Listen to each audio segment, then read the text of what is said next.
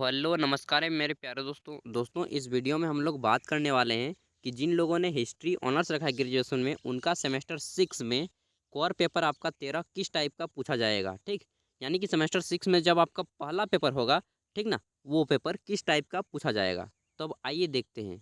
तो एक चीज़ मैं यहाँ पे बताऊँगा यार कि आप लोगों ने हिस्ट्री ऑनर्स रखा है ना, बहुत ही अच्छा किया है। मैं पॉलिटिकल साइंस ऑनर्स किया, मुझे कुछ पढ़ने नहीं पड़े, जबकि मैं पढ़ता बहुत था, फिर भी मुझे पल्ले नहीं पड़ता था। जबकि हिस्ट्री मैं थोड़ा सा देखता हूँ तो मुझे याद आ जाता है। तो आप लोग बहुत अच्छा राय लिए हैं, चलिए इसके लिए आपकी तारीफ़ की जानी चाहिए। तो देखिए, आपको हर बार की तरह इसमें भी 3 घंटे समय दिया जाता है। फुल मार्क्स आपके जो है कुल पूर्णांक 100 होते हैं, जिसमें से 80 नंबर आपको इस पेपर में और 20 नंबर आपको दोस्तों कॉलेज की तरफ से दिया जाता है। और इस पेपर में आपका पासिंग मार्क्स 26 नंबर लाना होता है, यानी कि 26 मार्क्स पासिंग होता है। अब आइए देखते हैं दोस्तों। तो इस पेपर में आपको कुल 9 प्रश्न दिए गए हैं, जिसमें से प्रश्न संख्या 1 जो है आपका कंपलसरी है, यानी कि प्रश्न संख्या 1 को बनाना ही बनाना है।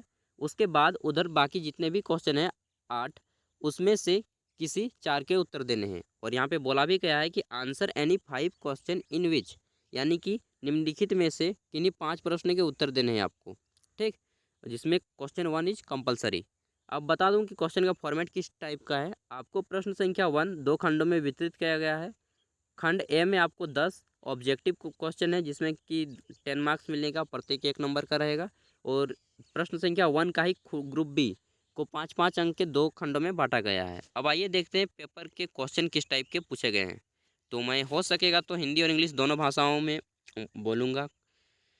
तो आइए देखता हूँ। पहला है क्वेश्चन की भारतीय राष्ट्रवाद के विकास को सबसे अधिक प्रेरणा किस वायसराय के काल में मिली थी।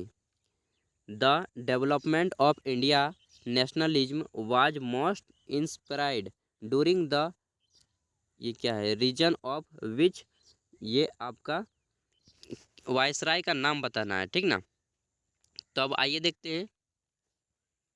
तो वायसराय हमारा है पहला लॉर्ड डफरिन, दूसरा है लॉर्ड लिटन, तीसरे हैं लॉर्ड रिपन और चौथे हैं लॉर्ड, ये आपका है क्या है, लेस डाउन। तो दोस्तों मतलब कि भारत का विकास सबसे अधिक किस वायसराय के काल में हुआ था।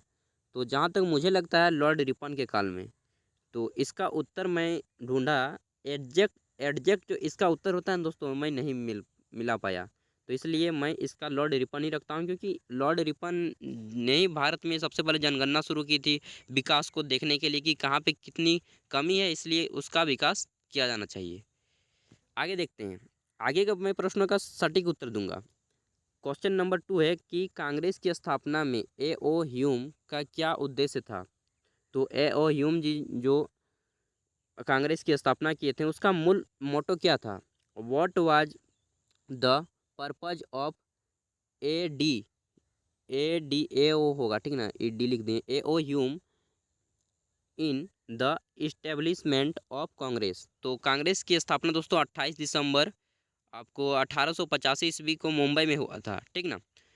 तो इसकी स्थापना का मूल उद्देश्य था कि भारत में जितने भी आर्थिक और राजनीतिक समस्याएं होती हैं उन सभी को दूर करना। तो यहाँ पे आप लिख सकते हैं भारतीय राजनीतिक प्रश्नों पर विचार, ठीक ना। तो इसके स्थान पे ज़्यादा बेटर होगा कि भारतीय ये सामाजिक प्रश्नों पर विचार, लेकिन यहाँ पे उत्तर होना चाहिए सामाजिक और राजनीतिक दोनों, ठीक ना। लेकिन यहाँ पे केवल राजनीतिक ज़्यादा मायने रखता है, क्योंकि राजनीतिक से जुड़ा हुआ दल था कांग्रेस, इसलिए यहाँ पे इसका उत्तर हो जाएगा राजनीतिक, ठीक ना। भारतीय राजनीतिक प्रश्नों पर विचार, कंसाइडर इंडियन पॉलिटिकल क्वेश्चंस। आगे देखते हैं दोस्तों। तो हमारा तीसरा प्रश्न आता है, उग्रवादियों के प्रमुख नेताओं में कौन नहीं था। Who was the not among the prominent leader of, मतलब कि प्रोमिनेंट लीडर कौन नहीं थे, ठीक ना, ऑफ द एक्सट्रीमिस्ट। तो उग्रवादी जो थे, आप उग्रवादी क्या, हमारे देश के मतलब कि ऐसे ही नेता, मतलब कि ऐसे क्रांतिकारी जो अंग्रेजों से लड़ के हमारा देश आज़ाद कराना चाहते थे। तो उनमें प्रमुख नाम आता है लाल बाल पाल का। तो यहाँ पे लाल का मतलब लाल लाल लाजपत राय, ठीक, ये एक थे। दूसरा पाल का मतलब कि बाल का मतलब बाल गंगाधर तिलक, और पाल का मतलब बिपिन चंद्र पाल, ठीक है। तो इन्हें लाल बाल पाल कहा जाता है। ये तीनों उग्रवादी थे।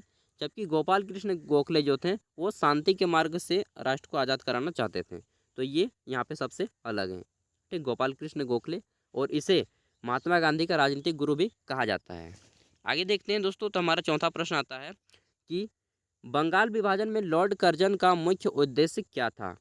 What was the main objective of lord Curzon in the partition of Bengal, यानी कि बंगाल के विभाजन करने का उसका मूल उद्देश्य क्या था लॉर्ड कर्जन का?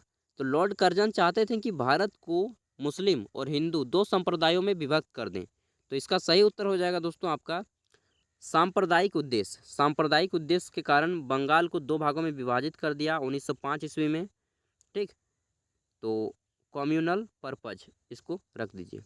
आगे देखते हैं, तो हमारा पांचवा क्वेश्चन आता है मेरे दोस्त कि सर सैयद अहमद ने मुस्लिम एंग्लो ओरिएंटल कॉलेज की स्थापना की कब की थी? तो 1875 ईस्वी में की थी। इसके बारे में मैं थोड़ा बता दूं, ये कौन कॉलेज है दोस्तों? इसका नाम जो है अभी अलीगढ़ मुस्लिम यूनिवर्सिटी कर दिया गया है, जो कि आपका उत्तर प्रदेश में है। अलीगढ़ मुस्लिम यूनिवर्सिटी, आप कभी जाएंगे तो, मैं कभी जाऊंगा तो दिखा दूंगा, वैसे काफ़ी बड़ा यूनिवर्सिटी है। ठीक ना? तो sir Syed Ahmad founded Mohammad Anglo Oriental College. तो एंग्लो ओरिएंटल कॉलेज की स्थापना की थी 1875 में। अभी इसका नाम हो गया है अलीगढ़ मुस्लिम यूनिवर्सिटी, जो कि आपका उत्तर प्रदेश में है। ठीक, और ऐसा नहीं कि मुस्लिम यूनिवर्सिटी है तो केवल मुस्लिम ही पढ़ेंगे, यहाँ पे सभी धर्मों के लोग पढ़ सकते हैं। ठीक ना, ऐसा कोई पाबंदी नहीं है। आगे देखते हैं, तो हमारा नेक्स्ट क्वेश्चन आता है कि चौरी चौरा कांड की घटना कब हुई थी? ठीक ना, तो the incident of Chauri Chaura incident took place, तो यह हुआ था दोस्तों आपका उत्तर प्रदेश के गोरखपुर में 4 फरवरी 1922 ईस्वी में।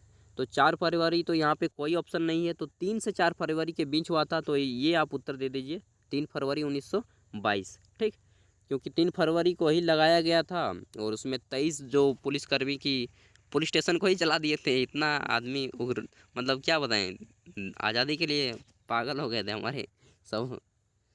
आगे देखते हैं, चलिए वो अच्छी बात है। ठीक ना, किसी के ऊपर आप, लेकिन उतना भी नहीं। तो हमारा अगला क्वेश्चन है जी नंबर कि रॉलेट एक्ट सरकार ने पारित किया।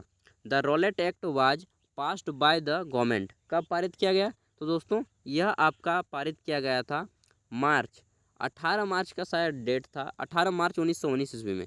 यह एक कानून था, ऐसा को नहीं कि कोई रॉलेट एक्ट कोनो, मतलब कि एक जैसे नियम पारित होता है ना एक्ट, बस वही एक्ट पारित किया गया था अंग्रेजों के द्वारा, रॉलेट एक्ट 18 मार्च 1919 ईस्वी में। आगे देखते हैं, तो हमारा आता है कि गांधी जी की दांडी यात्रा में उनके साथ कितने सत्याग्रही थे? तो हाउ मैनी सत्याग्रह इज एकम्पेनेड, देखिए मेरी इंग्लिश थोड़ी वीक है भाई, तो एक्यूम्पेनेड गांधी जी डूरिंग हिज दांडी यात्रा। तो दांडी यात्रा के समय दोस्तों महात्मा गांधी के साथ 78% जो थे उनके पीछे पीछे चल रहे थे दांडी यात्रा करने के लिए। और यह अहमदाबाद के साबरमती आश्रम से शुरू किए थे, और समुद्र में जाकर के इन्होंने अपने हाथों से नमक बनाया, और नमक के ऊपर जो अंग्रेजों ने टैक्स लगाए थे, कर लगाए थे, उस कर को नहीं देने की बात की। ठीक, और यह घटना हुई थी दोस्तों 1930 ईस्वी में, तो इसको भी याद रख लीजिएगा। आगे देखते हैं, तो हमारा आता है कि स्वराज पार्टी की स्थापना में प्रमुख भूमिका किसकी थी? Who had a major role in the establishment of Swaraj Party? तो दोस्तों स्वराज पार्टी की जो स्थापना की थी वो दो लोगों ने प्रमुख रूप से की थी, और शायद डेट था 1923 ईस्वी, क्योंकि 12th में पढ़ा था, उतना याद नहीं आ रहा है। तो उसमें जो लोग थे उसमें दो लोग थे, पहला थे चित्तरंजन दास और दूसरे थे मोतीलाल नेहरू, जो कि जवाहरलाल नेहरू जी के पिताजी थे। तो चित्तरंजन दास और मोतीलाल नेहरू, तो यहाँ पे केवल चित्तरंजन दास दिया है, तो इसका उत्तर हो जाएगा चित्तरंजन दास। ठीक, इसको CR दास भी लिखा जाता है शॉर्ट में, CR दास, C से चित्तरंजन और D से दास, CR दास। आगे देखते हैं, तो हमारा क्वेश्चन आता है 10वां क्वेश्चन, आज़ाद हिंद फौज के निर्माण का विचार सर्वप्रथम किसके मन में आया? In whose mind the idea of formation of Azad Hind Fauj first केम? तो यह आया था दोस्तों सबसे पहले इस बारे में मोहन सिंह जी ने सोचा था, मोहन सिंह। ठीक, और इसी तरह टाइप का एक क्वेश्चन आता है कि गदर पार्टी की स्थापना किसने की? तो लाला हरदयाल ने गदर पार्टी की स्थापना की थी।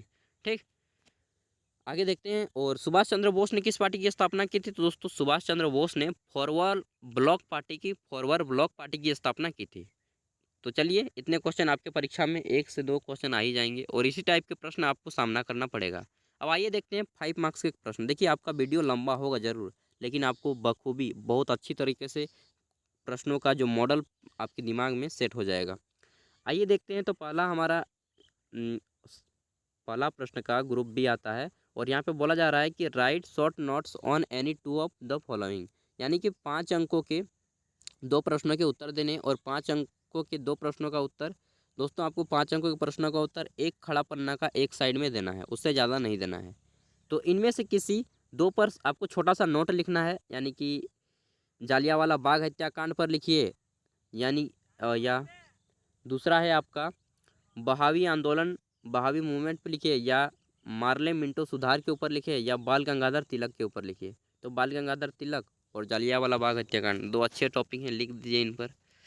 अगला है, तो आप घर पे प्रैक्टिस करें, इसलिए मैं आपको पेपर देता हूं कि आप घर पे प्रैक्टिस करें और एग्ज़ाम में बेटर परफॉर्मेंस करके आएँ। तो यहाँ पे दोस्तों अब हमारे प्रश्न संख्या 1 कंप्लीट होता है। अब इधर जितने भी 8 क्वेश्चन बचते हैं, 2 से लेकर पूरा 9 तक, इसमें से किसी 4 प्रश्नों के उत्तर देने हैं और एक प्रश्न के लिए आपको 15 मार्क्स दिया जाएगा। 15 अंक के प्रश्नों का उत्तर आपको 2, मतलब कि एक खड़ा पन्ना और एक खड़ा पन्ना का एक साइड 3 पेज में देना है। शब्दों में संख्या हो जाएगी इनकी 240 वर्ड। तो पहला आता है हमारा, राष्ट्रीय जागृति के कारणों का वर्णन करें, कि राष्ट्र में जागृति किन कारणों से हुआ है, उनका आपको डिफाइन करना है।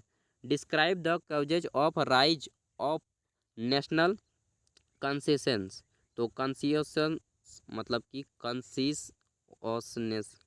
देखिए, मेरी इंग्लिश, मैं सरकारी स्कूल से पढ़ा हूँ इसलिए थोड़ी सी वीक है भाई, और मैंने 12th में एक ही बार इंग्लिश पढ़ा था उस, इसलिए थोड़ी सी वीक है। मैं मानता भी हूँ, एक्सेप्ट भी करता हूँ। एक्सेप्ट करना चाहिए किसी भी चीज़ को, अगर आप नहीं जानते हैं तो। यहाँ पे आता है, उग्रवाद से आप क्या समझते हैं? उग्रवादी आंदोलन का वर्णन कीजिए। What do you understand by extremist, explain extremist moment. तो उग्रवाद क्या होते हैं, उनके आंदोलन का वर्णन करना है। तो बताइए कि उग्रवाद यार अपने क्या बोलते हैं उसको, उद्देश्यों के प्रति, अपने लाभों के प्रति काम करते हैं और उनका कोई गलत नियत नहीं होता है, लेकिन उनका जो काम करने का ढंग होता है वो गलत होता है। आइए देखते हैं। तो चौथा क्वेश्चन है हमारा, असहयोग आंदोलन के कार्यक्रम का वर्णन करें। Explain the programme of non cooperation movement. तो असहयोग आंदोलन के क्या क्या कार्यक्रम थे, क्या क्या उद्देश्य थे, उनको आपको बताना है, जो महात्मा गांधी के द्वारा चलाया गया था। अगला है कि 1935 के अधिनियम की विशेषता का संक्षेप में लिखिए। Right in short the salient features of the act of 1935। तो 1935 में एक अधिनियम पारित हुआ था, उसके कौन कौन से प्रमुख फीचर्स थे, कौन कौन सी विशेषताएं थी, उनको आपको बताना है। अगला देखेंगे तो हमारा आता है छठा क्वेश्चन कि एक्सप्लेन द केवजेज, यानी कि रीजन को बताना है। Reason of rise of Swaraj Party, यानी कि स्वराज पार्टी, स्वराज दल के किन कारणों को लेकर बनाया गया, स्वराज पार्टी का निर्माण किन कारणों से लेकर के लिए किया गया था, वो आपको बताना है। आइए देखेंगे। तो हमारा क्वेश्चन आता है कि explain Nehru report also state the Qs of its feature, यानी कि नेहरू रिपोर्ट का वर्णन कीजिए, इसके असफल होने के क्या कारण थे, उसको भी आपको बताना है कि किन कारणों से यह सफल नहीं हो पाया। आठवां क्वेश्चन दोस्तों, कैबिनेट मिशन योजना तथा उसका महत्व बताइए, यानी कि state the cabinet mission plan with its signification. तो सिग्निफिकेशन, इसके कैबिनेट मिशन योजना का क्या महत्व था वो बताना है, किसने पारित किया, किसने लाया, ठीक। तो ये सारी चीज़ों को आपको बताना है। अगला है, आज़ाद हिंद फौज पर संक्षिप्त टिप्पणी लिखिए। Right a short note on Indian national army. तो आज़ाद हिंद फौज पे लिख सकते हैं। देखिए, मुझे नहीं लगता कि इसमें से एक भी क्वेश्चन हार्ड है, सभी क्वेश्चन बहुत ईजी है। जबकि मैं 12th में पढ़ा हूँ, फिर भी मुझे लग रहा है कि बहुत ही ईजी है, और आप तो सेमेस्टर 6 के विद्यार्थी हैं, यानी कि आप देखिए, ग्रेजुएशन का मतलब होता है प्रवीण, ग्रेजुएशन स्नातक का हिंदी होता है प्रवीण, यानी कि आप ग्रेजुएट हो रहे हैं, बैचलर हो रहे हैं, इतिहास में आप प्रवीण हैं। इतिहास में आप कहीं से भी पूछिए, वह पूरी तरह से आपको उत्तर देने के लिए योग्य है, इसका मतलब होता है ग्रेजुएट। तो आप मैं इतना उम्मीद तो कर सकता हूँ कि आपको सभी प्रश्नों के उत्तर बहुत ही अच्छे ढंग से लिखने के आते होंगे। तो चलिए इस वीडियो को यहीं पे एंड करते हैं दोस्तों। अगर आपको वीडियो में थोड़ा-सा भी लगा कि अच्छा है यार, प्लीज़ सब्सक्राइब कर लीजिएगा। वीडियो को लाइक कर दीजिएगा। अगर आपका कोई दोस्त अन्य ग्रेजुएशन में पढ़ता हो तो उन तक भी शेयर कर दीजिएगा। यहाँ पे सभी सेमेस्टर के क्वेश्चन पेपर अपलोड किए जाते हैं। तो thank you, best of luck, अच्छे से एग्ज़ाम दीजिए।